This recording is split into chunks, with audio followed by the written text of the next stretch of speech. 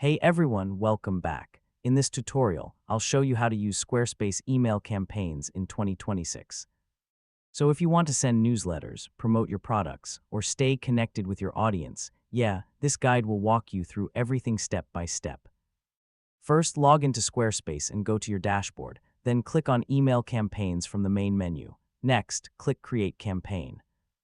You'll see different templates for newsletters, announcements, and promotions. Choose one that fits your goal. Now start editing your email. Add a subject line, write your message, and include any updates, offers, or news you want to share.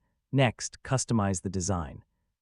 You can change colors, fonts, and layout so your email matches your brand style. Now add images, buttons, and links. This helps drive traffic to your website, products, or blog posts. Next, select your audience. You can send emails to all subscribers or specific groups depending on your campaign. Finally, either send your email immediately or schedule it for later. Make sure to preview everything before sending, and that's it. You've successfully used Squarespace email campaigns. Now you can stay connected with your audience and grow your brand through email marketing. Hey everyone, welcome.